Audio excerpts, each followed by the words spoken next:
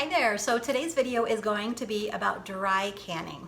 Now, dry canning actually can refer to a couple of different processes. People use different terminology for different things, and so I have a specific one that I want to talk to you about today. My name is Sharon Peterson, and I am with simplycanning.com, where you can find home canning food tutorials, tips, and advice taught in a way that even a beginner should be able to fill their pantry. There's two different methods that are often called dry canning.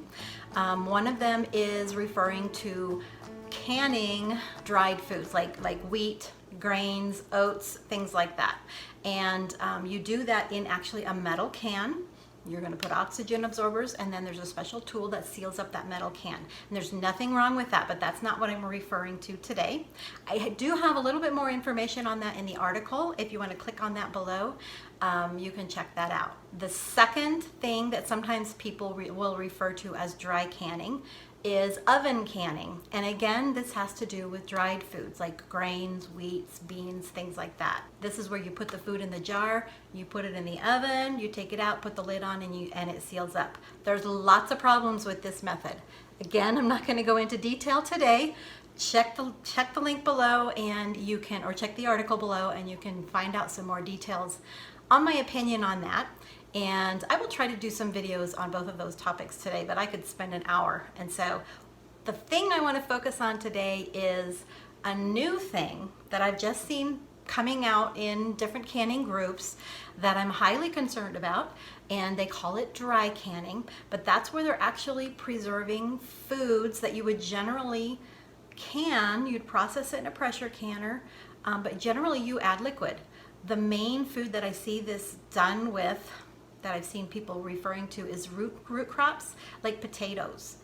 What they do is they follow all of the same directions as regular processing, but they don't add any liquid.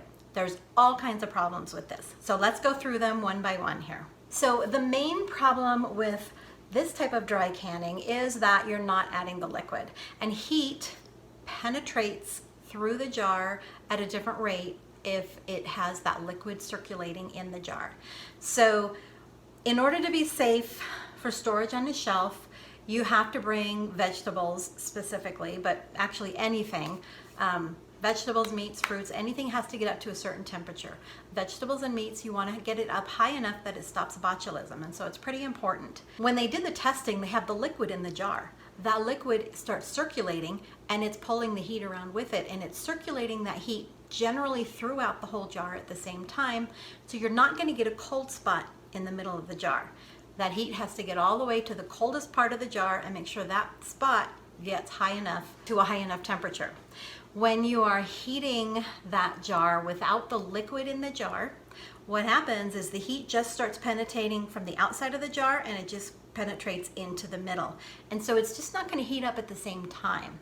So it might seem like such a minute difference, but the fact is that the way they tested it, that heat is circulating throughout. It's going around all the pieces of food. It's heating everything up at a different rate. And so you can't go by the testing that's done with the liquid, skipping the liquid, because you just changed the whole thing up. And then the second thing with this is, I actually found this out by doing a little bit of research before I did this video. I learned that the bacteria itself actually reacts differently to a dry heat than a wet heat, than a moist heat.